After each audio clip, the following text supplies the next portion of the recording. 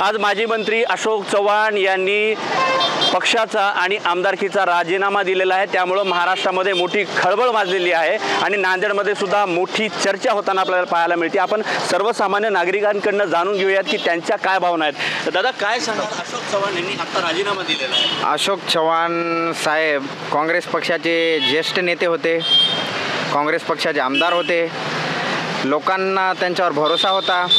ते भरोसा ते आता उठून गेलेला आहे सर्वांचा। एक काँग्रेस पक्षाच्या ज्येष्ठ नेत्याच्या प्रमाणे त्यांनी कामही केलेत, त्यात काही घोटाळे पण आहेत। हे असं करायची बाब नव्हती। काल परवा बाळासाहेब आंबेडकरांसोबत त्यांची चर्चाही रंगली होती, पण ते चर्चेचं उदाहरण एक वेगळ्या दिशेने गेलेलं आहे। हे असं काय योग्य दिशेने काय गेलेलं नाही आहे। ही अपेक्षा अशोकराव चव्हाण साहेबाकडून नव्हती आम्हाला। ही अपेक्षा अशोक चव्हाण यांच्याकडनं नव्हती असं हे भाजीवाले दादा होते यांचं म्हणणं होतं। काका तुम्ही काय सांगाल की अशोक चव्हाण यांनी राजीनामा दिला आहे आणि आता कुठल्या पक्षात जातील आणि पुढची वाटचाल त्यांची काय असेल तुम्हाला असं वाटतं? नमस्कार, मी उद्धव महाराज भारती, तालुका जिल्हा नांदेड, गाव रहाटी। तर पहिली गोष्ट सांगायचं जर म्हटलं तर आपला नांदेड जिल्हा म्हणजे खरंच अशोकराव साहेब म्हणजे आपल्या नांदेड जिल्ह्याची शान होते। मुळात काँग्रेस पक्ष सोडून नाही जायला पाहिजे, कारण का काँग्रेस पक्षाने अशोकराव चव्हाण साहेबाला मोठं केलं आणि अशोकराव चव्हाण साहेबांनीही काँग्रेस पक्षाला बरीच मदत केलेली आहे। पण आता त्यांची काहीतरी वैयक्तिक अडचण असेल म्हणून त्यांनी पक्ष सोडण्याचा निर्णय घेतलेला आहे। जरी पक्ष सोडला तरी आपले नांदेडचे जे काही समाज आहे, नांदेडचा जो आपला सर्व समाजातील लोक असतील ते अशोकराव चव्हाण साहेबांवर विश्वास ठेवतील आणि अशोकराव चव्हाण साहेब कोणत्याही जरी पक्षात गेले तरी ते निश्चितच आपल्या नांदेड जिल्ह्याला भरभरून असं योगदान असं देतील आणि पुढील वाटचालीसाठी त्या नक्कीच अशोक चव्हाण कुठल्याही पक्षात गेले तर नांदेडची जनता त्यांच्या सोबत असणार आहे। अशोक चव्हाणांनी काँग्रेस पक्ष सोडायला नाही पाहिजे होता असंही काही लोकांचं म्हणणं आहे। आपल्यासोबत आणखीन काही सर्वसामान्य नागरिक आहेत। दादा काय सांगाल, अशोक चव्हाण यांनी पक्षाचा राजीनामा दिला आहे, त्यांनी काय सांगावं, नांदेडचं चांगलं व्हावं। अशोक चव्हाण जर भाजपने गेले तर नांदेडचा विकास झाला तर चांगलं होईल, बाकी काय सांगू त्यांना त्यांच्याबद्दल। अशोक चव्हाणांमुळं नांदेडचा विकास होईल असंही काही लोकांचं म्हणणं आहे। दादा तुम्ही काय सांगाल, अशोक चव्हाण आता त्यांनी राजीनामा दिलेला आहे? नाही, चांगलं आहे, नेतृत्व चांगलं आहे आणि भाजपमध्ये गेल्यामुळे आणखीन चांगलंच होईल। केंद्र आणि राज्य एक होतील। भाजपमध्ये जावं असं तुमचं आहे। नक्कीच अशोक चव्हाण भाजपमध्ये जावं असं काही नागरिकांना वाटतंय आणि चांगली बाब आहे की त्यामुळं नांदेडच्या विकासाला आणि महाराष्ट्राच्या विकासाला चालना मिळणार आहे। दादा काय सांगाल, अशोक चव्हाण यांनी राजीनामा दिलेला आहे, तुमच्या नजरेत काय वाटतं? नाही, आज त्याचं आज नांदेड जिल्ह्यासाठी आज वजन झालेलं आहे भाजपमध्ये गेल्यामुळं। चांगली गोष्ट आहे भाजपमध्ये गेल्यामुळे, चांगली गोष्ट आहे। नांदेड जिल्ह्यामध्ये मोठं वजन झालेलं आहे असं ह्यांचं म्हणणं आहे आणि खरं पाहायला गेलं तर अशोक चव्हाण ह्यांची जर कारकीर्द बघितली तर जवळपास ते मुख्यमंत्रीपदापासून ते आलेले आहेत आणि खरं पाहायला गेलं तर त्यांचे वडीलसुद्धा या ठिकाणी महाराष्ट्राचे मुख्यमंत्री, देशाचे गृहमंत्रीसुद्धा होते आणि अशोक चव्हाण यांनीसुद्धा महाराष्ट्रावरती त्यांची मोठी पकड होती। आपल्यासोबत आणखीन काही नागरिक आहेत। दादा काय सांगाल की अशोक चव्हाण यांनी राजीनामा दिलेला आहे आणि आज तुम्ही सर्वसामान्य नागरिक म्हणून तुम्हाला काय वाटतं? तसं तर अशोकराव चव्हाणांनी BJPमध्ये जायला नाही पाहिजे, आमचं स्पष्ट बहुमत आहे याच्यामध्ये।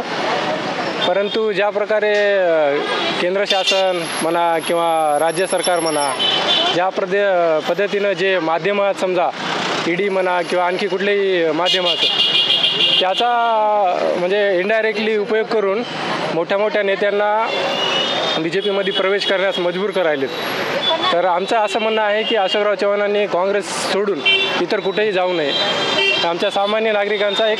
आज तर त्यांनी आता राजीनामा दिलेला आहे, परंतु आणखी समजा विचार केला पाहिजे त्याच्याविषयी की काँग्रेस सोडून न जाता काँग्रेसला प्रबळ केलं पाहिजे। किमान नांदेडमध्ये तरी आणखीन अशोक चव्हाण यांनी विचार करायला पाहिजे होता आणि काँग्रेस पक्ष यांनी सोडला नाही पाहिजे असंच काही विद्यार्थ्यांचं म्हणणं आहे। आपल्यासोबत आणखीन काही सामान्य नागरिक आहेत। काका काय सांगाल, अशोक चव्हाण यांनी आज राजीनामा दिलेला आहे, आता दुसऱ्या पक्षात ते जाणार आहेत, काँग्रेस त्यांनी सोडलेली। त्यांची मर्जी आहे ना सर, त्यांच्या मनावर आहे, त्यांची मर्जी आहे त्यांची, असं आहे. आता ते दुसऱ्या पक्षात जाणार आहेत, काय वाटतंय? दुसऱ्या पक्षातच गेले तर बरंच आहे, चांगलंच आहे ना, ते स्वागतच आहे त्याचं. हां, चांगलं आहे गेलं तर. आजपर्यंत अशोक चव्हाणांनी काय केलंय? आजपर्यंत काही झालं नाहीत. पहिले कामं केले, आतापर्यंत काही केलं नाही. आता या नव्या पक्षात गेलं तरच सुधारणा होती आपल्या नांदेडची. नवीन पक्षात गेल्याच्या नंतर आणखीन सुधारणा होणार आहे असं काही नागरिकांचं म्हणणं आहे. आपल्यासोबत आणखीन काही महिला आहेत सर्वसामान्य. ताई, काय सांगाल की अशोक चव्हाणांनी आज राजीनामा दिलेला आहे, पुढील त्यांची वाटचाल कशी असणार आहे असं तुम्हाला काय वाटतं? असं सुरुवातीला तर त्यांचं असं म्हणजे टी व्हीच्या न्यूजवर तर कळलंच, असं अंदाज वाटतच होता. पण आज थोडंसं शॉकिंग आहे जनतेच्या जनतेसाठी, थोडंसं शॉकिंग असं मला वाटतं.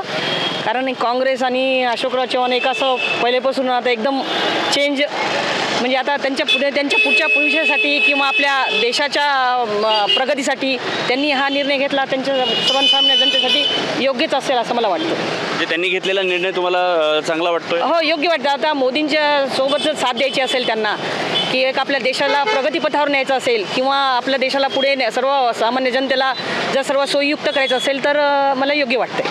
आजपर्यंत अशोक चव्हाणांनी नांदेडमध्ये काय कामं केली तर त्याबद्दल तुम्ही समाधानी होतात का, आणि इथून आणखीन कामं होतील असं वाटतं? आता आम्हाला जसं वाटतं तसं तर बरेच नांदेडची सुधारणा अशोकराव चव्हाण साहेबांनी केली असं आहेच आहे, द्रुतगतीच्या काळात वगैरे. पण आता नंतरच्या काळात जे काँग्रेस हळूहळू हे होत आहे त्या बाबतीत थोडंसं वातावरण थोडं हे झालंच होतं ना, त्याच्यामुळे असं आपण म्हणू शकतो. काका, तुम्हाला काय वाटतं की अशोक चव्हाणांनी काँग्रेस सोडली? चव्हाण साहेबांनी योग्य निर्णय घेतलेला आहे. काय करतील आता? योग्य निर्णय घेतलाय म्हणजे आता पुढे काय होईल? तोडा मोडा आणि जोडा या योजनेप्रमाणे चांगला अशोकरावांनी योग्य निर्णय घेतलेला आहे. त्याबद्दल येणाऱ्या काळामध्ये नांदेडला अजून इतकं भर पडणार आहे. आजपर्यंत अशोक चव्हाणांनी जी कामं केली त्याबद्दल तुम्ही समाधानी? नाही, समाधानी तर आहोतच, पण अजून एक मध्यंतरी काम रुकलेले असल्यामुळं आता येणाऱ्या काळामध्ये ते पूर्णत्वास जाणार आहे. नक्कीच अशोक चव्हाण यांच्यामुळं नांदेडला वैभव आलेलं होतं. नांदेडची पूर्ण जनता जी आहे अशोक चव्हाण यांच्यासोबत असल्याचं खूप अनेक ठिकाणी अनेकांच्या कडून आपल्याला पाहायला मिळायला लागलेलं आहे. खरं पाहायला गेलं तर अशोक चव्हाण आणि नांदेड हे एक वेगळं समीकरण अख्ख्या देशाला माहीत आहे. महानगरपालिकेच्या निवडणुकीमध्ये जर त्यांचा निकाल बघितला तर एक हाती सत्ता महानगरपालिकेची अशोक चव्हाण यांच्या ताब्यात आली होती. खरं पाहायला गेलं तर आणखीन आपल्यासोबत आणखी नागरिक आहेत, आपण त्यांच्याशी पण चर्चा करणार आहोत. दादा, काय सांगाल? अशोक चव्हाण यांनी आज पक्षाचा राजीनामा दिलेला आहे, ते त्यांचा योग्य निर्णय होता असं वाटतं? काय बोल, मला काय माहीत नाही. आणखीन काही लोकांना विश्वाससुद्धा बसत नाही की काय अशोक चव्हाणांनी नेमकं काय केलेलं आहे. आपल्यासोबत आणखीन काही आजोबा आहेत, आपण त्यांच्यासोबत चर्चा करणार आहोत. आजोबा, काय वाटतं? अशोक चव्हाणांनी आज राजीनामा दिलेला आहे पक्षाचा, काय वाटतं तुम्हाला?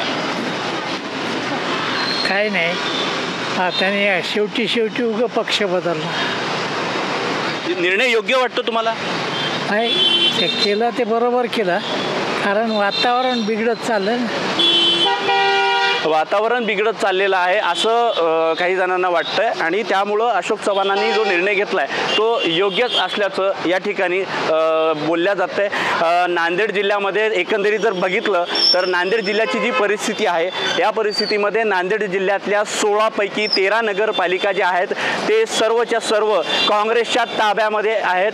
आणि आत्ता जर बघितलं तर नांदेडची परिस्थिती जी पाहायला मिळते की सर्वसामान्य नागरिकांकडनं अशोक चव्हाणांचा हा निर्णय योग्य नाही असंही म्हणतात, आणि काही जणांच्या म्हणण्यानुसार हा निर्णय योग्य आहे. अशोक चव्हाणांमुळे मोठी चालना नांदेड जिल्ह्याला मिळेल आणि महाराष्ट्राला नवीन नेतृत्व मिळण्याची शक्यता वर्तवली जाते. कमलाकर बिरादार, लोकशाही मराठी, नांदेड. लोकशाही मराठी, ऐका, पहा, जागरूक रहा.